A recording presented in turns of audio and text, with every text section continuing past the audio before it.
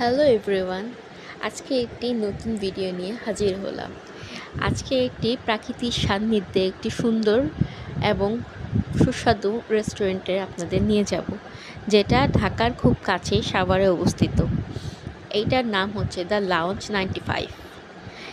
এই রেস্টুরেন্টে আপনারা পরিবার পরিজন বন্ধুবান্ধব নিয়ে এসে এটার আশেপাশে ভিউটা এনজয় করতে পারেন। বিশেষ করে বর্ষাকালে এটার পাশ দিয়ে একটি ছোট নদী বয়ে গেছে, যেটা ভিউ আপনারা উপভোগ করতে পারেন। এবং এখানে আড্ডা দেওয়ার মতো সুন্দর একটি প্লেস রয়েছে।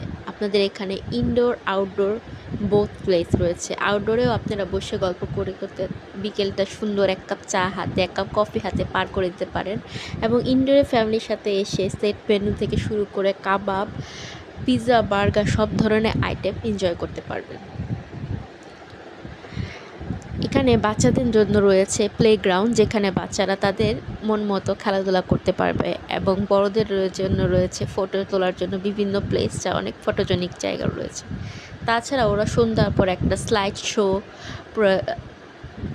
প্রেজেন্ট করে, যা আপনাদের মনোমুগ্ধকর করবে। এখানে আপনারা বিভিন্ন ধরনের খাবার পাবেন খুবই রিজনেবল প্রাইসে, এবং খাবারের স্বাদ ও মান দুটোই আমার কাছে ভালো লেগেছে। এবং ওয়েটারের ব্যবহার খুবই ভালো, তারা খুবই আন্তরিক ছিল। আমরা এখান থেকে বেশ কয়েকটা মিল এনজয় করেছি। আমাদের প্রথম ওদের বিভিন্ন ধরনের সেট মিল রয়েছে, আমরা ওই সেট মিলগুলো ট্রাই করেছি। ফার্স্টে আমরা নিয়েছি তাতে সেট মেনু 1, যেটা হচ্ছে 400 টাকা প্রাইস ছিল, যেটাতে ছিল আপনাদের চাইনিজ আইটেমগুলো, Thai soup, spring roll, fried rice এবং মাসালা চিকেন এবং ভেজিটেবল। আর দ্বিতীয় আইটেমটাতে রয়েছিল কাবাব আইটেম, যেখানে বিভিন্ন ধরনের কাবাব দিয়ে নান্নুটির সাথে একটি আইটেম রয়েছিল। তাছাড়া আমরা তাদের মিডিয়াম পিৎজাটাও নিয়েছিলাম, 4 সিজন পিৎজা। এবং তাদের 2টা কুলফিও ট্রাই করেছি, একটা মালাই কুলফি মাওয়া যেটা দেওয়া, এবং আরেকটা পিস্তা কুলফি। দুইটাই প্রায় 120-130 এরকম রেঞ্জের ছিল।